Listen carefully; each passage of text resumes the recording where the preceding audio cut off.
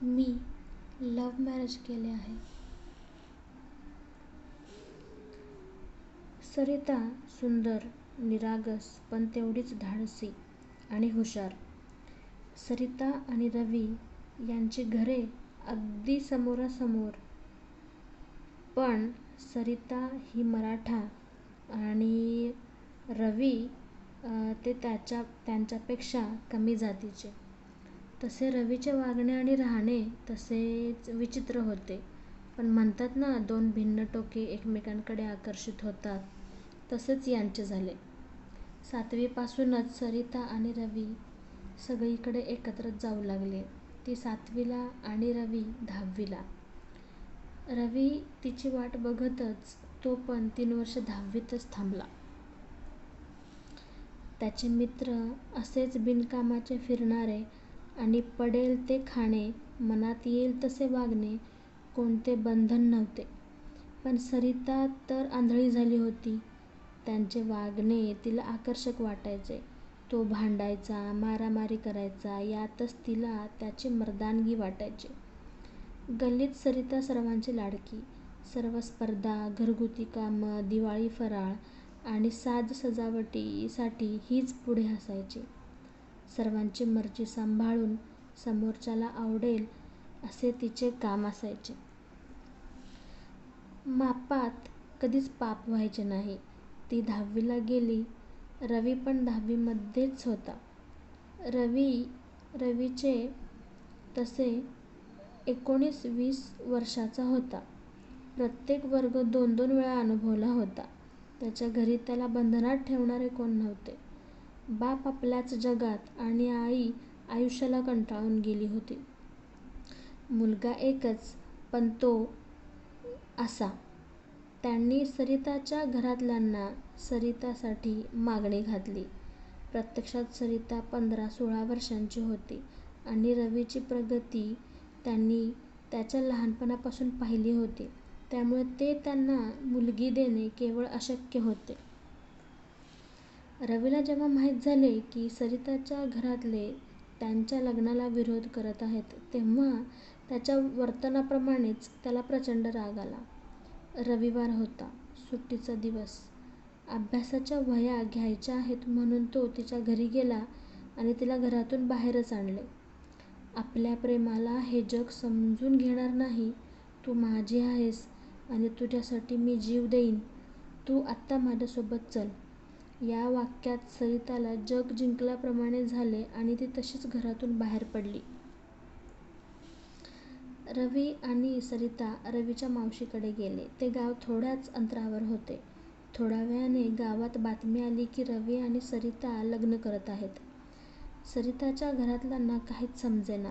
सकाळीच अभ्यासासाठी वह्या द्यायच्या म्हणून घराबाहेर गेलेली सरिता समोरच्याच घरात असेल अशा विचारात असणाऱ्या तिच्या घरातल्यांसाठी मोठा धक्का होता. ते बिथरल्याप्रमाणे रवीच्या घरात घुसले, पण तिथे ते दोघे नव्हते आणि रवीच्या आई-वडिलांना या प्रकरणातले काहीच माहीत नव्हते. एक माणसाच्या सांगण्यावरून ते रवीच्या मावशीकडे निघाले. ते घर शेताने वेढलेले होते. सरिता आणि रवी दारातच बसले होते. पाठीमागून पावलांचा आवाज येऊ लागला तशी सरिताची नजर मागे रस्त्यावर गेली असता तिचे वडील, भाऊ व इतर लोक येताना दिसले. ती घाबरली आणि ओरडली. तोच रवीने तिचा हात धरला आणि शेतात पळू लागले.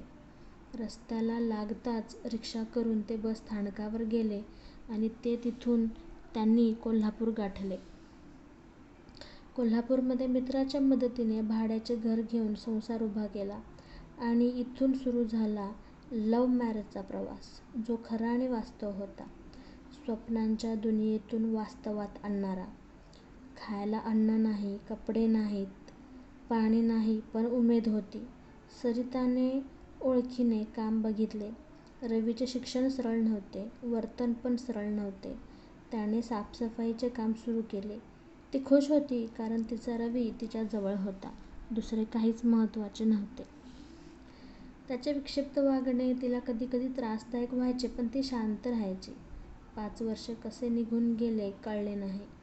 तिने एकटीने सगळं उभं केलं. आपली निवड चुकली हे तिला आता समजू लागले होते. 4 लोकात रवी कधी उभा राहिला नाही. त्याची संगत पण चांगली नव्हती. पण आता मागे जाणे शक्य नव्हते. ती विवाहित होती. घरातून पळून आली होती. अशा मुलीला माहेरी मानाचे स्थान मिळत नाही. लग्नाच्या 7व्या वर्षी मुलगा झाला. बाळंतपण चाळीतील महिलांनी केले. रवीला बाळाचे काही कौतुक नव्हते. फक्त काम म्हणून घ्यायचा आणि उभा राहायचा. हळूहळू तो घरी कमी येऊ लागला. सरिताला ना माहेर होते ना सासर. ती गेली 8 वर्षे सगळा संघर्ष एकटी करत होती. रवी मात्र सगळ्यात असून अलिप्त होता. त्याचा विचार काय आहे, तो माणूस काय आहे हेच समजत नव्हते. खुश आहे की दुःखी आहे, चांगला आहे की वाईट आहे, काहीच समजायचे नाही. तो गल्लीत कोणासही काहीही बोलायचा नाही. कधी त्याने त्याची मान वर केलेली आठवत नाही. कधी चांगले कपडे घातलेले बघितले नाही. नेहमी काळा किंवा जांभळा टी-शर्ट आणि निळी जीन्स हाच त्याचा वेश असायचा.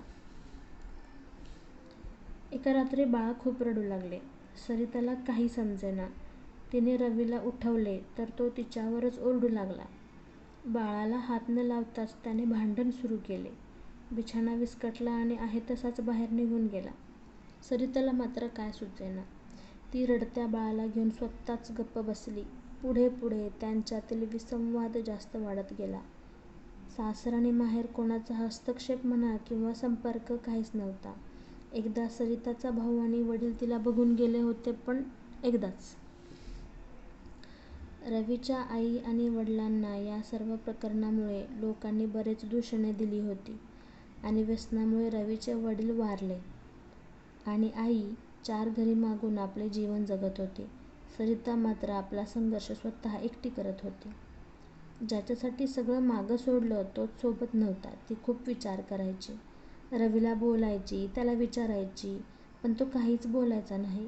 मी आहे व्यवस्थित, तू काय पण बोलू नको, काही पण विचार करू नको, असेच त्याचे नेहमीचे वाक्य. हळूहळू तिने विचारणे बंद केले. बाहेर काम बघितले आणि मुलासोबत कामावर जाऊ लागली. 4 महिलांच्या मदतीने चांगला गट बनवला आणि आपले आयुष्य आनंदाने जगण्याचा प्रयत्न करू लागली.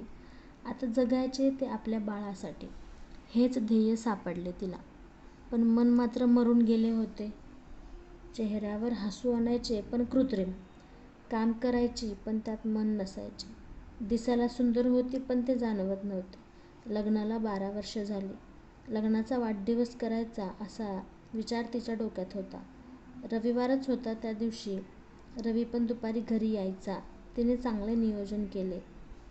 आपण पुन्हा प्रेम करू, पुन्हा आयुष्यात रंग भरू या विचाराने ती आनंदी झाली होती. आज गुरुवार होता. रात्री नेहमीप्रमाणे जेवून बाळाला घेऊन सरिता झोपली होती. रवी रात्री उशिरा यायचा. रात्रीचे 12:30 झाले होते तेव्हा अचानक खिडकी वाजली. रवी पूर्ण नशेत होता. तो ओरडत होता, तू माझे आयुष्य खराब केलेस. मी उद्ध्वस्त झालो. काम करू, घर बघू, नुसता घाण्याचा बैल झालोय. असे मला जगायचे नाही. मला माझा नवीन आणि तुझ्यापेक्षा चांगला जोडीदार मिळाला आहे, जो मला खूप प्रेम करतो.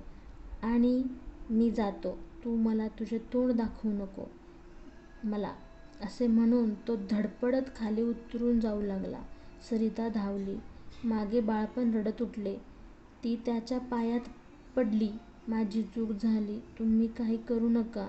घरीच राहा. मी सगळं करते. पण मला सोडून जाऊ नका. आपल्या बाळाला बाप पाहिजे. माझ्या संसाराला नवरा पाहिजे. मला उघड्यावर सोडू नका. ती खूप विनंती करू लागली. पण भूत लागल्याप्रमाणे रवी तिला बाजूला ढकलून निघून गेला. ती रस्त्यावर धावत गेली पण तो परत आला नाही आणि मागे वळून सुद्धा पाहिले नाही. 10 मिनिटात तिच्या आयुष्याचे गणित चुकले होते. बाळाचा रडण्याचा आवाज पण तिच्या कानावर येत नव्हता. ती सुन्न झाली होती. घरमालकीण उठून तिच्या घरात गेली आणि बाळाला घेतले आणि मायाला शोधू लागली. माया मध्यरात्री रस्त्यावर बसली होती. घरमालकिणीला काही समजेना, पण थोडा अंदाज लावला की नवरा आणि बायकोमध्ये काहीतरी झालं असेल. तिने सरिताला उठवले आणि घरी घेऊन गेली. सरिता काही बोलत नव्हती. जरा पाणी पिले आणि माझ्या रूममध्ये जाते असे म्हणून निघून गेली. बाळाला मांडीवर घेऊन त्याला झोपवू लागले. डोक्यात विचार सुरू होते. आयुष्य संपवण्याचा विचार करत होती. पण तिला वाटले की रवी सकाळी झाली की परत येईल.